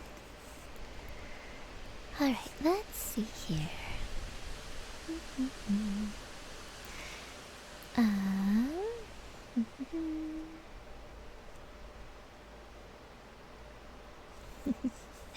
Thank you so much for the Pillows jukebox. I appreciate it. Thank you.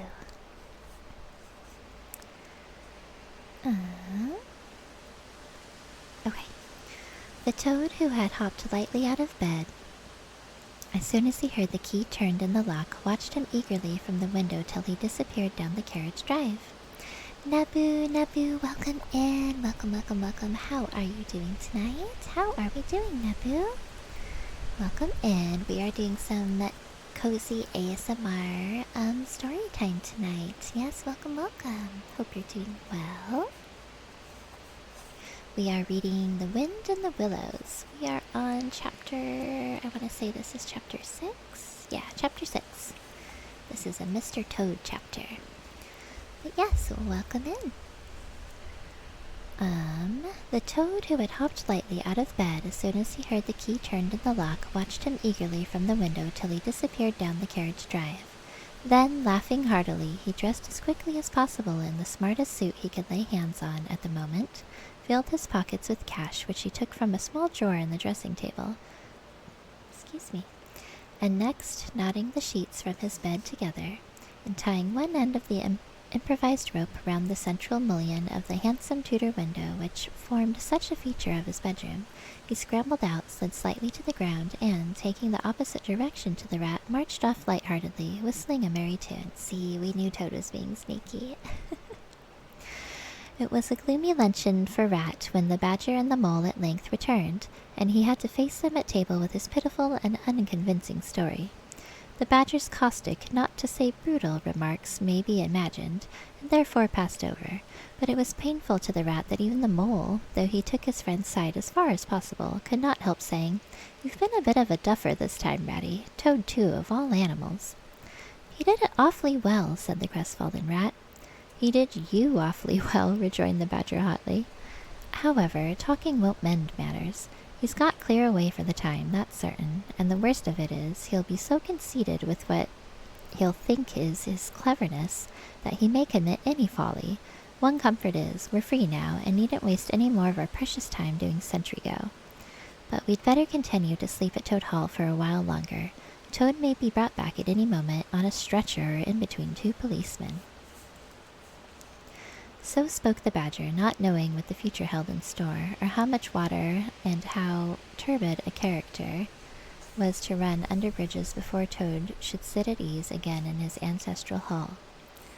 Meanwhile, Toad, gay and irresponsible, was walking briskly along the high road, some miles from home.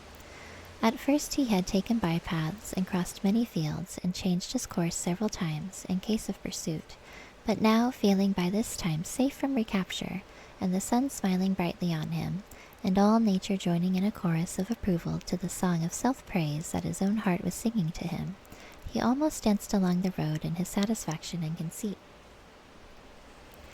"Smart piece of work that," he remarked to himself, chuckling. "Brain against brute force, and brain came out on top, as it's bound to do. Poor old Ratty! My, won't he catch it when the Badger gets back! A worthy fellow, Ratty, with many good qualities, but very little intelligence and absolutely no education. I must take him in hand some day, and see if I can make something of him." Toad is so rude. Filled full of conceited thoughts such as these, he strode along, his head in the air, till he reached a little town, where the sign of the Red Lion swinging across the road halfway down the main street reminded him that he was not breakfasted that day.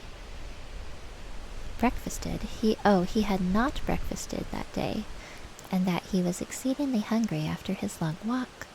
He marched into the inn, ordered the best luncheon that he could be provided at so short a notice, and sat down to eat it in the coffee-room. He was about halfway through his meal, when an only too familiar sound approaching down the street made him start and fall a-trembling all over. The poop-poop drew nearer and nearer, the car could be heard to turn into the inn-yard and came to a stop, and Toad had to hold on to the ledge of the table, by the leg of the table, to conceal his overmastering emotion.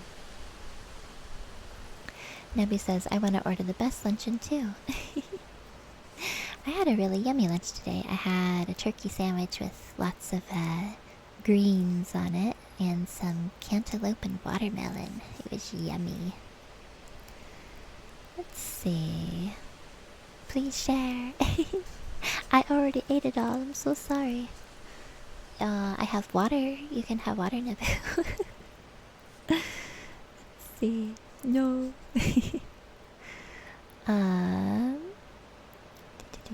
Oh, presently the party entered the coffee room, hungry, talkative, and gay, voluble on their experiences of the morning and the merits of the chariot that had brought them along so well. Toad listened eagerly, all ears for a time. At last he could stand it no longer. He slipped out of the room quietly, paid his bill at the bar, and as soon as he got outside, sauntered round quietly to the inn-yard. There cannot be any harm, he said to himself. I'm in my only just looking at it. I feel like he's not going to just look at it, though.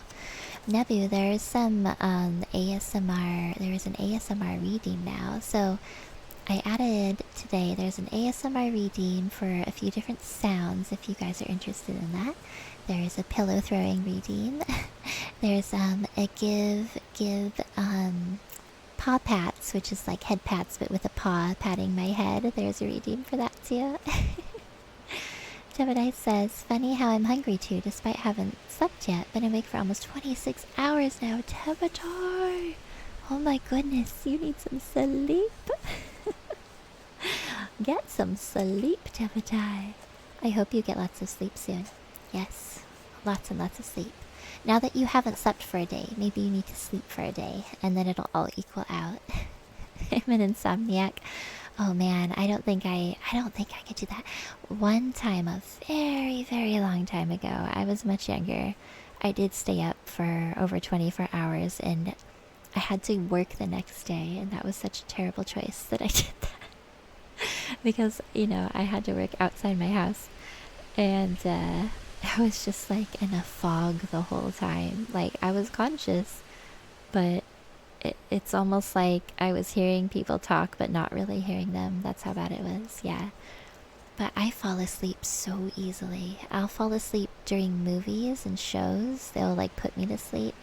I usually can't read when I go to bed because reading will put me to sleep. I even, one time, I saw, what was it? It was a Star Wars movie. One of the Star Wars movies I saw in the theater. I fell asleep to it, like in the theater, like lightsabers ablazing and everything, and I fell asleep.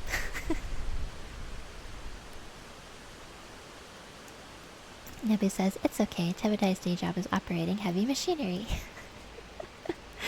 I hope you get some good sleep soon, Tebedai.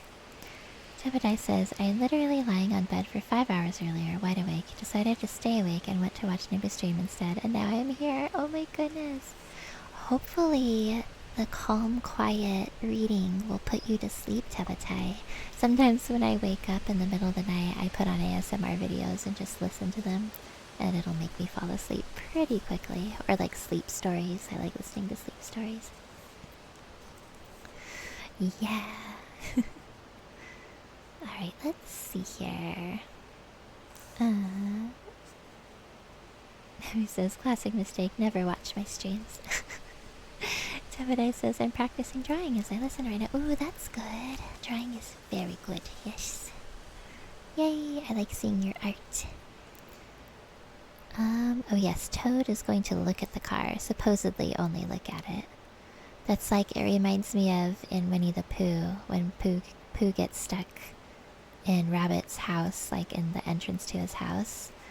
And this is, I don't know if this is in the book, this is in the cartoon, like the old movie. And Gopher comes over and he's got like honey in his lunch, and he's about to give Pooh Bear some honey, and then Rabbit's like, no, don't feed the bear. And Pooh Bear's he's like, but Rabbit, I wasn't gonna eat it, I was just gonna taste it. Reminded me of that. Let's see, Nebu says, would it happen to be a Fallout theme drawing? Ooh, a Fallout theme drawing would be cool. Let's see. The car stood in the middle of the yard, quite unattended, the stable helps and other hangers-on being all at their dinner. Toad walked slowly round it, inspecting, criticizing, musing deeply. I wonder, he said to himself presently, I wonder if this sort of car starts easily. Next moment, hardly knowing how it came about, he found he had hold of the handle and was turning it. Oh, next moment. Did I say morning? I don't know. Next moment. Now he's turning the handle. As the familiar sound broke forth, the old passion seized on Toad and completely mastered him, body and soul. As if in a dream, he found himself somehow seated in the driver's seat. As if in a dream, he pulled the lever and swung the car round the yard and out through the archway. And as if in a dream, all sense of right and wrong, all fear of obvious consequences, seemed temporarily suspended. He increased his pace, and as the car devoured the street and leapt forth on the high road through the open country, he was only conscious that he was Toad once more, Toad at his best and highest, Toad the terror, the traffic queller, the lord of the lone trail, before whom all must give way or be smitten into nothingness, an everlasting night.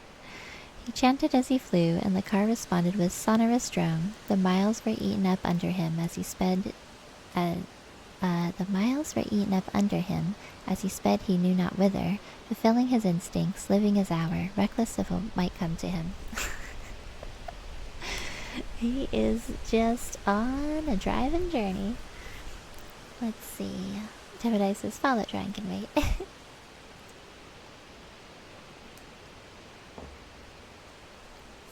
This love of cars is completely taken over Toad. To my mind, observed the chairman of the bench of magistrates cheerfully, the only difficulty that presents itself in this otherwise very clear case is, how we can possibly make it sufficiently hot for the incorrigible rogue and hardened ruffian whom we see cowering in the dock before us. Let me see, he has been found guilty on the clearest evidence, first, of stealing a valuable motor car, secondly, of driving to the public danger, and thirdly, of gross impertinence to the rural police. Mr. Clerk, will you tell us, please, what is the very stiffest penalty we can impose for each of these offenses? Without, of course, giving the prisoner the benefit of any doubt, because there isn't any. Poor Toad. The clerk scratched his nose with his pen. Some people would consider, he observed, that stealing the motor car was the worst offense, and so it is. But cheeking the police undoubtedly carries the severest penalty, and so it ought. Supposing you were to say 12 months for the theft, which is mild, and 3 years for the furious driving, which is lenient, and 15 years for the cheek, which was pretty bad sort of cheek, judging by what we've heard from the witness box, even if you only believe 1/10 of what you heard, and I never believe more myself. Those figures, if added together correctly, tot up to 19 years. 15 years for being sassy to the policeman, apparently. First rate, said the chairman. So you had better make it around 20 years, and be on the safe side, concluded the clerk. An excellent suggestion, said the chairman approvingly. Prisoner, pull yourself together, and try and stand up straight. It's going to be 20 years for you this time, and mind, if you appear before us again upon any charge whatever, we shall have to deal with you very seriously. Then the brutal minions of the law fell upon the hapless Toad, loaded him with chains, and dragged him from the courthouse, shrieking, praying, protesting, across the marketplace, where the playful populace, always as severe upon detected crime as they are sympathetic and helpful when one is merely wanted, assailed him with jeers, carrots, and popular catchwords. Past hooting school-children, their innocent faces lit up with the pleasures they ever derive from the sight of a gentleman in difficulties. Across the hollow-sounding drawbridge, below the spiky portcullis, under the frowning archway of the grim old castle, whose ancient towers soared high overhead, past guard-rooms full of grinning soldiery, off-duty, past sentries who coughed in a horrid sarcastic way, because that is as much as a sentry on his post dare to do to show his contempt and abhorrence of crime, upon time-worn winding stairs, past men-at-arms in casket and corselet of steel, darting threatening looks through their vizards, across courtyards where mastiffs strained on their leash and pawed the air to get at him, past ancient warders, Their halberds leant against the wall, dozing over a pastry and a flagon of brown ale, on and on, past the rack chamber and the thumbscrew room, ooh, ow, past the turning that led to the private scaffold, till they reached the door of the grimmest dungeon that lay in the heart of the innermost keep. There at last they paused, where an ancient jailer sat fingering a bunch of mighty keys.